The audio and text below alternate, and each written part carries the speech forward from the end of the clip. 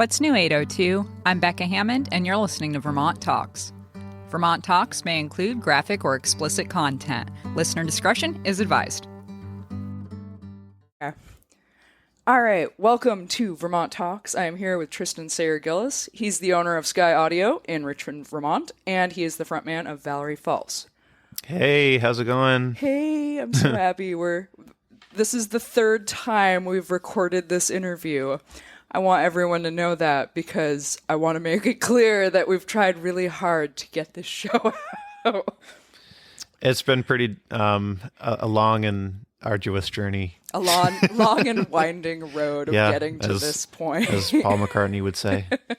So I think the first time we recorded, you hadn't actually opened the studio. So this is actually a good thing because now I can put pictures up on our show notes page. This is the 43rd interview. I'm getting lost here. I'm going to look it up and I'm going to tell you exactly what interview it is at the end of the show. But tell us all when your dream started of building the studio in Richmond. Yeah, of course. Well, I mean, I always wanted a studio. The thing is I started, getting into recording music in, I guess, 2013. So I was like 16 years old or something.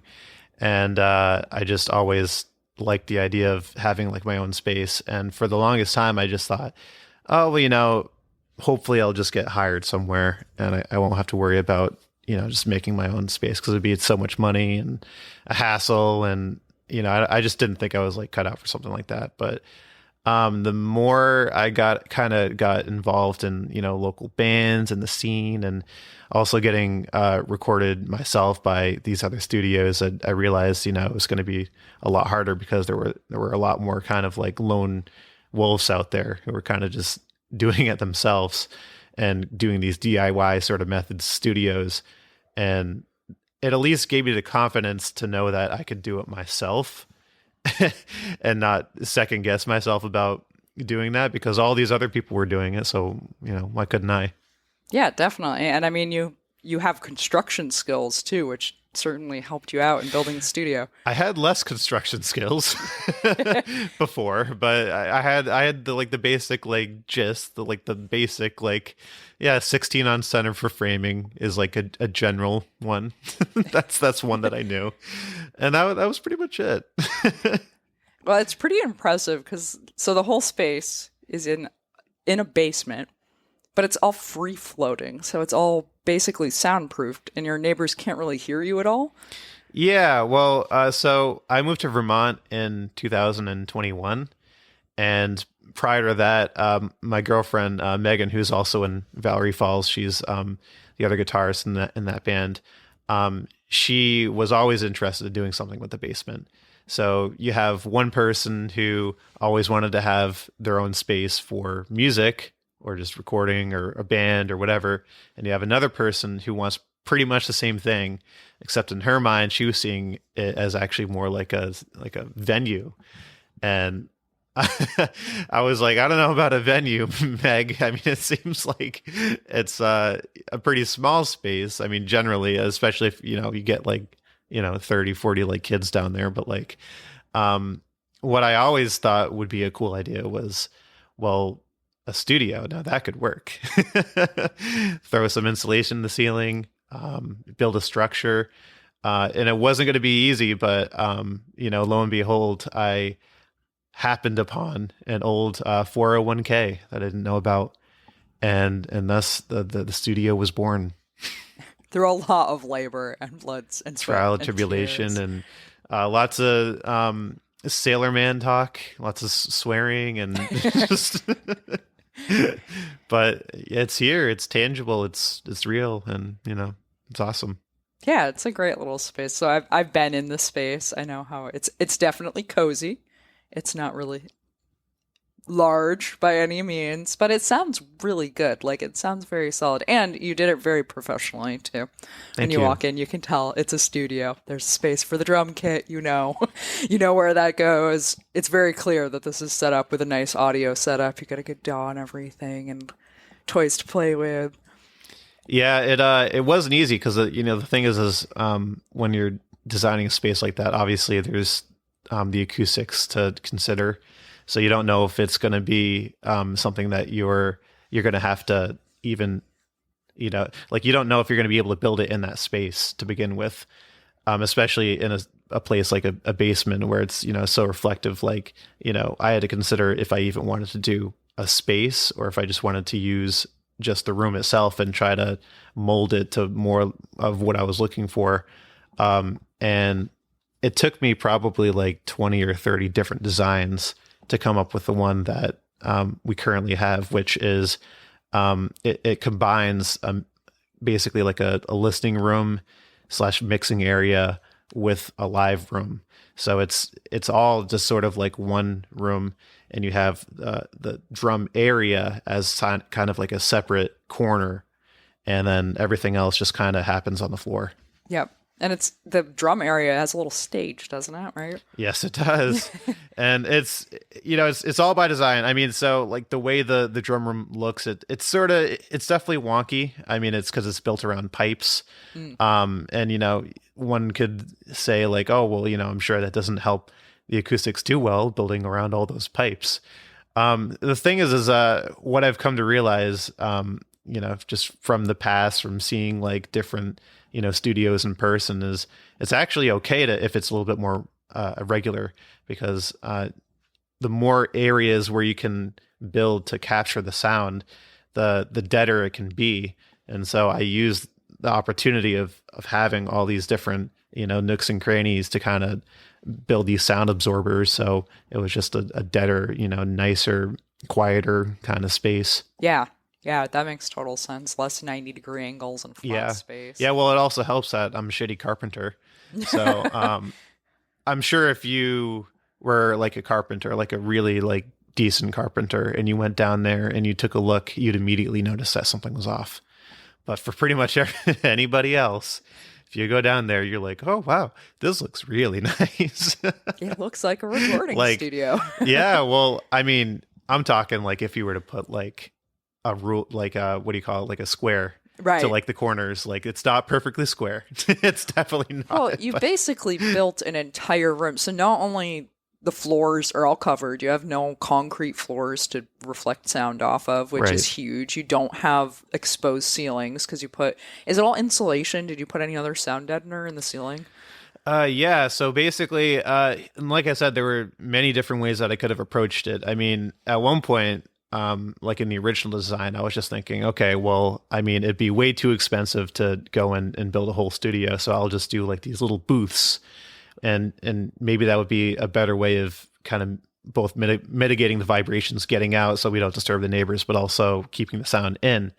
And quickly realized, like, these booths were going to have to be huge. Yeah. To a point where it would negate even attempting them in the first place, where it just maybe at that point makes more sense to just build a room. Right. Well, the whole room is like one booth. Exactly. So that's kind of the how I wanted to proceed.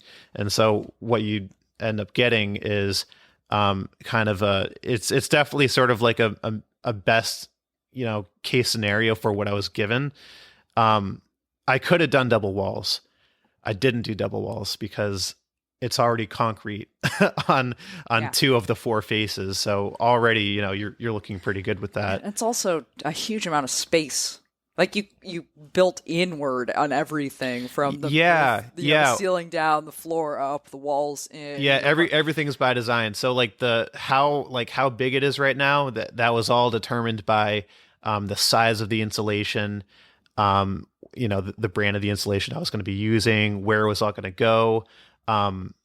As far as like the ceiling went, because obviously that wasn't an area that had, a lot of headroom originally, because it's just a basement. I think the ceiling originally was like 8'4" or something like that, which sounds large, but when you're building, like you said, like a structure within a structure, I mean, it becomes eaten up by those extra beams that you have to put up. Yep. So, and in my case, I just did 6 6-inch beams in the ceiling, and yeah, what I ended up doing was I put insulation in the original layer, which is just R30 insulation, which is the second to best, highest grade of R value that you can get.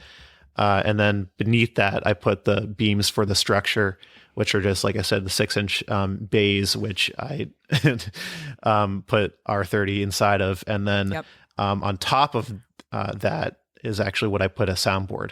Yep. So there's a Homosote 440 soundboard on top of the beams for the structure, on top of which there is also an air gap that separates the two.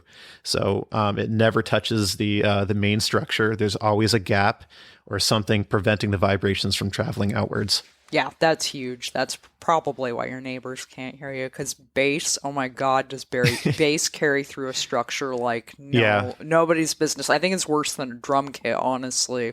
Somebody who's just wailing on that low E string or lower if you're drop tuning or what have you.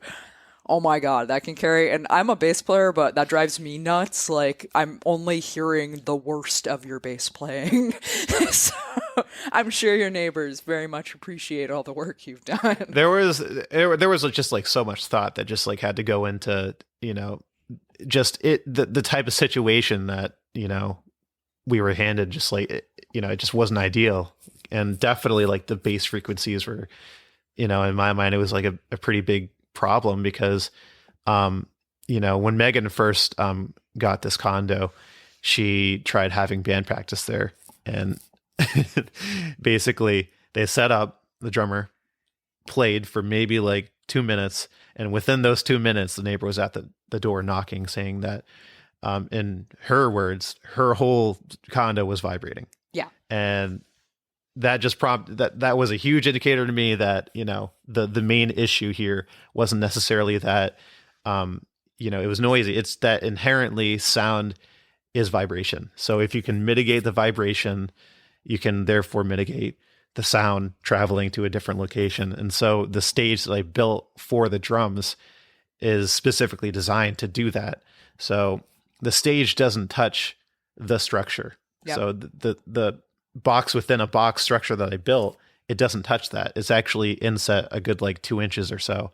And that 2 inches is something that I found in my research, that somewhere I read that you had to inset it at least to as many as 4 inches from whatever area you're trying to isolate. Yep. It's bottomed out with rubber, so it doesn't have any of the wood floor beneath it. It's just rubber, and then the wood is stuffed with more insulation on the floor. And then you have the plywood on top of that, which plywood, just wood in general, is a great sound deadener. And then on top of that is just some area rug. Yep. And you throw drums on top of that, and you'd be shocked with how it really does help mitigate the sound traveling out of that room. Yeah, it's been a huge amount of work that you've done there.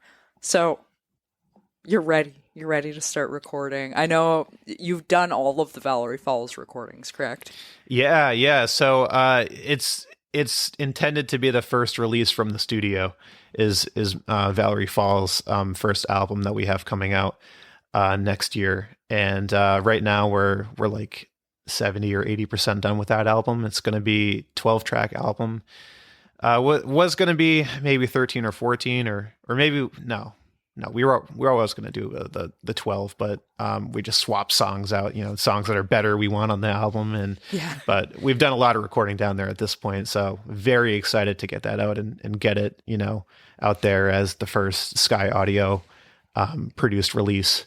Cool, very cool. Have you been doing any marketing? Are you putting your name out there? Come and record? Certainly under Valerie Falls. The thing is it's a lot of work, because being in a band in itself is already a huge amount of work, especially nowadays, where you have to be not just a musician, but like a marketing guy. You have to be a little bit of obviously you have to be, an artist, but in more ways than just, the actual, musicianship, but you also have to make show posters or Yes, you have to be a graphic designer, a videographer, a marketer, a right. musician. There's probably 6 other ththings. A manufacturing expert if you Of want to do course. your own Yeah, stuff. yeah. I mean, we're out there like we've been. This is the first band that I've been in where we took like the merch really seriously too. So we have to worry about merch, and it's a lot. And then you have this like album that I'm producing under Sky Audio. So it's one of those things that at the moment it's definitely taken a backseat to just how intense the schedule has been with the band. But over the next couple of months is definitely going to be given a lot of attention, and especially leading up to that album release. Cool. Do you have a date set, or are you guys just kind of floating into next year, sometime next year? Yeah. So we've been talking to some friends in Don't Blink music group, actually. So they'll be helping us out with the release and getting it properly marketed. And it's going to be sort of a longer process to actually get the music out. But it's and this sort of environment for musicians, it's definitely the smartest thing to do, is to get a PR sort of agency on your side. So I feel like someone else has mentioned Don't Blink. It could have been Valerie Falls last time because you guys came on the podcast. It was awesome. Tell me more about Don't Blink. What do they do? What is it? Yeah, so they offer a variety of services. They do some marketing. They do some. They will get you shows, even tours. They're sort of just an all around kind of like marketing, just hype sort of like agency, and they're super cool guys. Colin, one of their guys, is actually in a band that we just played with down in Randolph. I believe their name is Promise Game, but yeah, we just played with them down in Randolph, and yeah, had a great show with them, and yeah, just looking forward to working with them, getting these songs out. Is it local?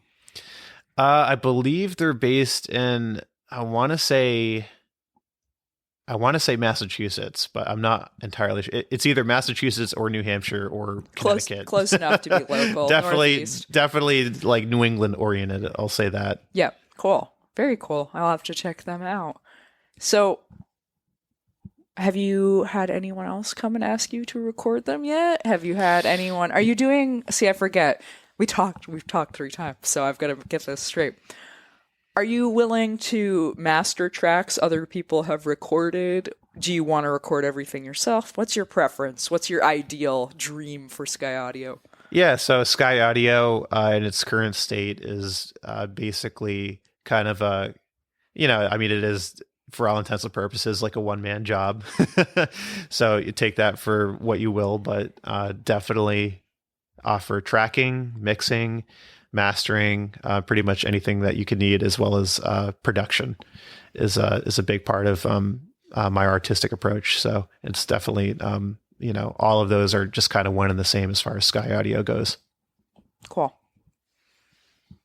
Do you want to ever get into like live sound type recording? Yeah, I've thought about it. I mean, from what I can tell, it's sort of like I don't want to say like a dying art, but they're definitely harder to come by, the live sound guys.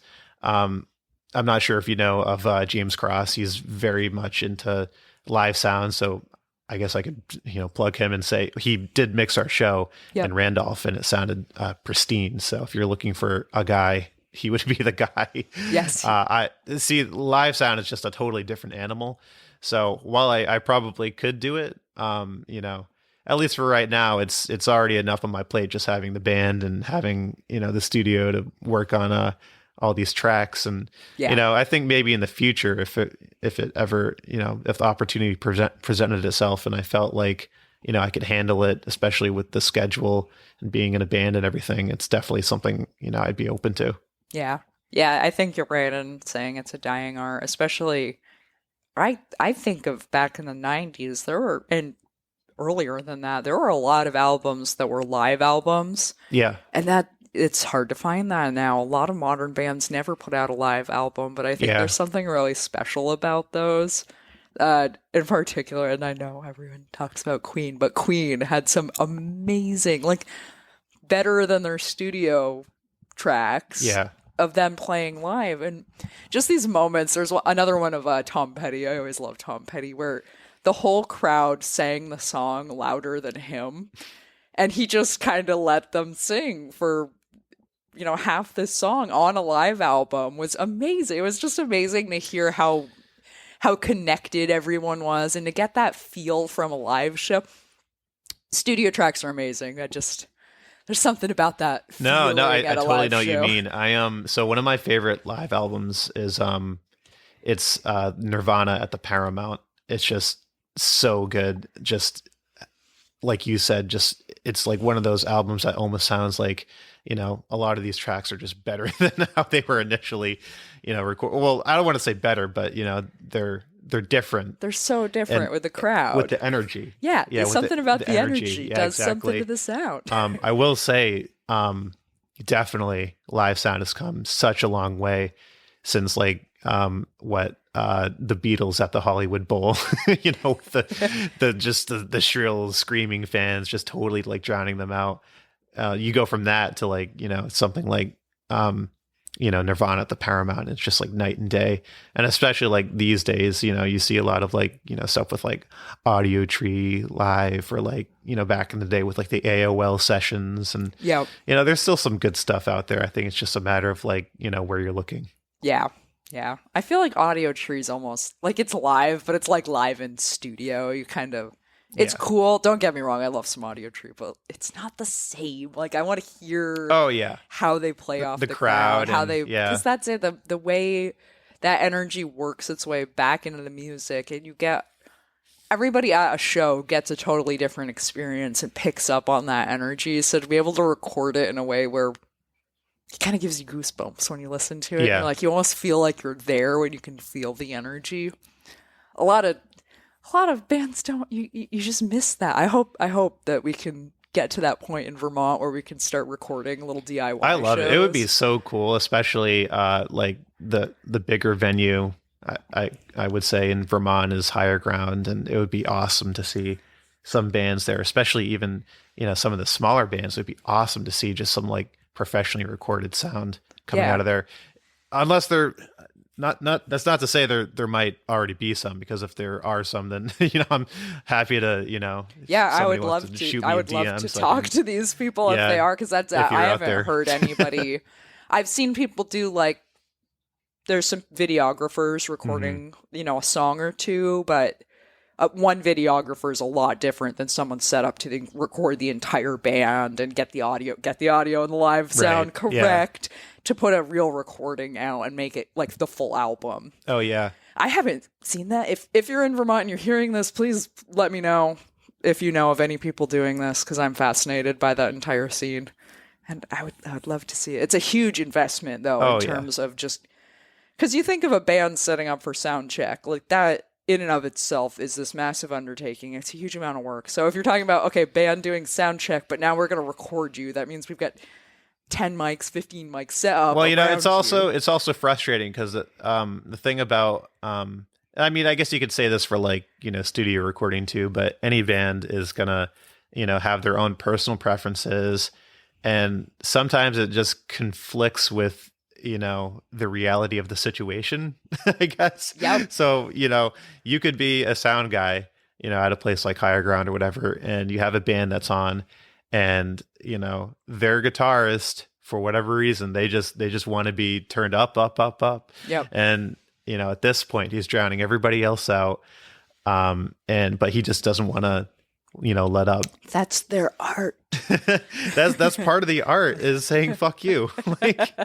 Hey, to be fair, I feel like people like that, you do you, but the live sound guy is gonna be like, well, no, because you and I both know that guy is sitting there and he's ghost turning that knob, and then giving the thumbs up to the guy on the stage, like, yeah, you're good, buddy. Yeah, I can hear you a lot better now. You're right. Yeah, you sound great now. If they get to that point, because I feel like if you're gonna give your live sound guy at the biggest venue in Vermont a hard time, you might not get welcome back to do that kind of thing because it's just you're making problems for everybody else. Like, yes, respect your art, you get your own say, but you got to have some trust in the person that's helping you balance everything, because you can't hear it on stage, even with the monitors. Like, you're totally losing what it sounds like at the back of the room, in the corner of the room. Like, you can't know. You can't be in two places at once. Well, it kind of circles back to what we were talking about before we started recording today. I was talking to you a little bit about Steve Albini. I've just been digging into like all of his stuff, all of his videos that he posts online. And can you tell the people who he is? Yeah, I'm sorry. Yeah, so Steve Albini. So he is the producer who produced Nirvana's In Utero album, is probably what he's most known for. But he's sort of like a DIY hero from just what I've been researching just the last like couple weeks. He's really done like a couple thousand actually albums of just a lot of DIY bands. And something really unique about him is that he actually even will refuse like credit. So, all these bands, not that, I'm sure the bands go out and, push it themselves like, oh yeah, mixed, produced by Steven Albini. But as far as like his like personal credit, he just does it for the love of the music. And I just think it's so awesome. But he also has this just awesome, just sort of like, what do you call it? Just like thing that he does where he wants the bands to sound like they would if they were live. Yep. And he puts all of his efforts into capturing that sound, including, like you had mentioned before we started recording, he loves to get at least one capture of the band playing together. Yep. Maybe not necessarily in the same room, but together. So you have the sound of a live sounding band, and then he'll go in afterwards and do maybe a couple overdubs. Although he's somewhat of a purist, from what I can tell. He likes to keep it, very bare bones, but do just enough to elevate it to make it sound like you're in the room with them. I just think that's so awesome. And, even, as a producer myself, and as somebody who, always is like fiddling like with my toys, and just like I'll spend countless hundreds of hours in like a song. It's nice that there's somebody out there who is just he just believes so strongly that that sort of sound that you're chasing, that it can just be captured in mic.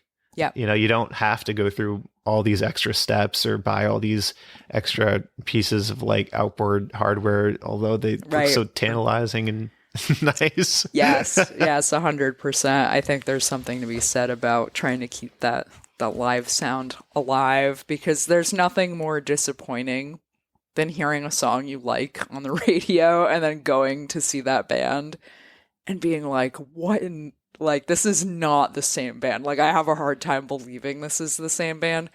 And that's because they recorded it all separately. They did a huge amount of mastering. It doesn't sound the same. By the time you go see them live, you're like, this is...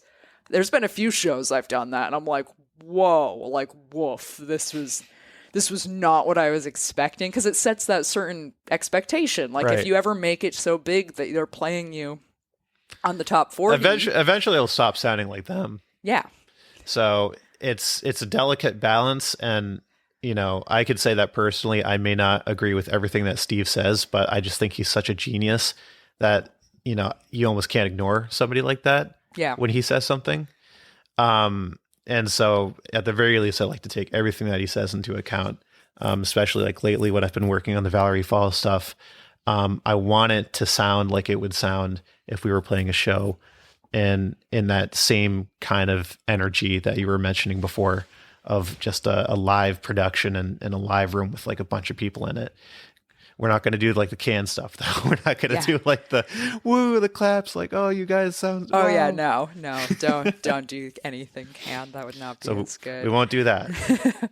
Well, your tracks sound so slick. I've got to say, I know I gushed a bit when I was talking to the whole band with Valerie Falls, but highly recommend. Go check out Valerie Falls on Spotify, Bandcamp, whatever, and just hear how Tristan mastered these tracks, and I think you'll appreciate and also want to work with him. If you need someone to help you record, I think you should definitely hit up Tristan. So, Tristan, what is your website for Sky Audio?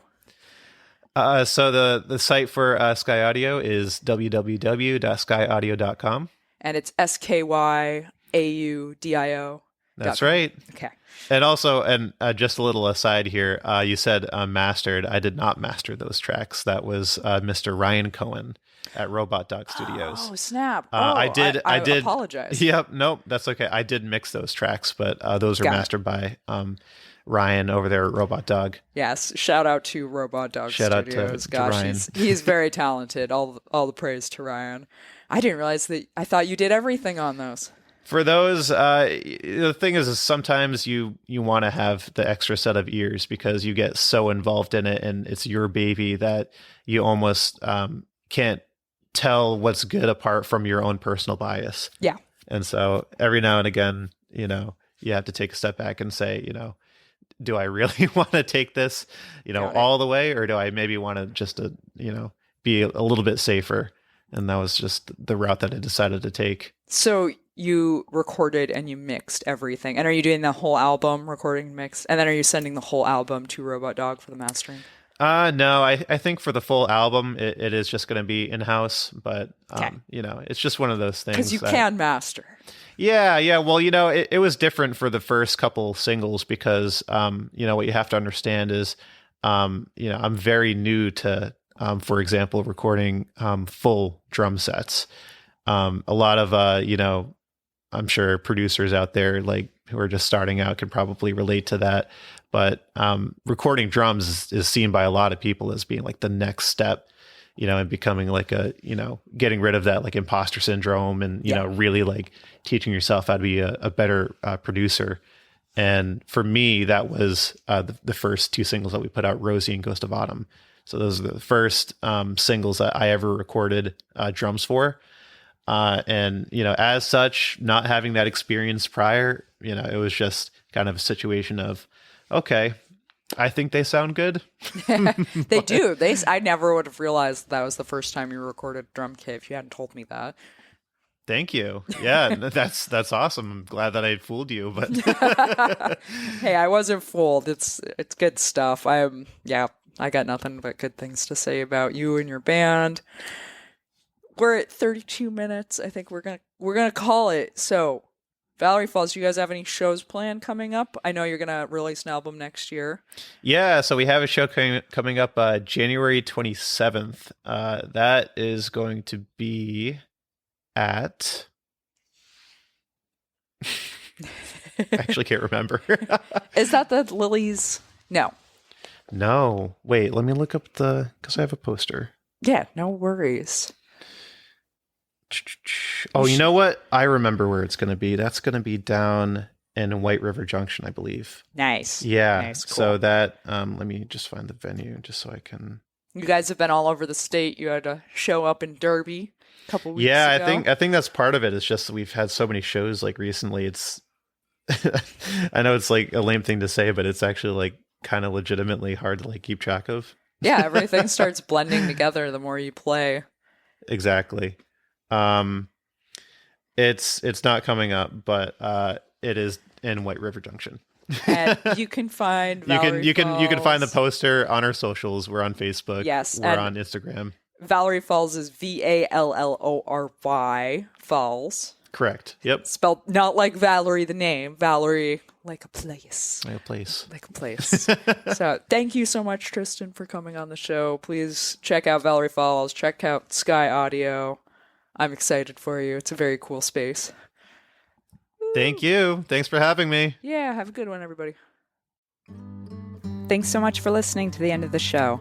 Subscribe to Vermont Talks on your favorite podcasting platform. You can find me on YouTube, Instagram, Facebook, all over the web.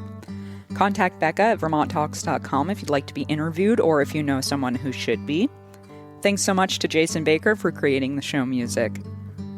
The views and opinions expressed by the guests are those of the individuals and do not necessarily reflect the official policy or position of Vermont Talks. Any content or statements provided by our guests are of their opinion and are not intended to malign any religion, ethnic group, club, organization, company, individual, anyone, or anything. And that's what was new in the 802. Have a great day.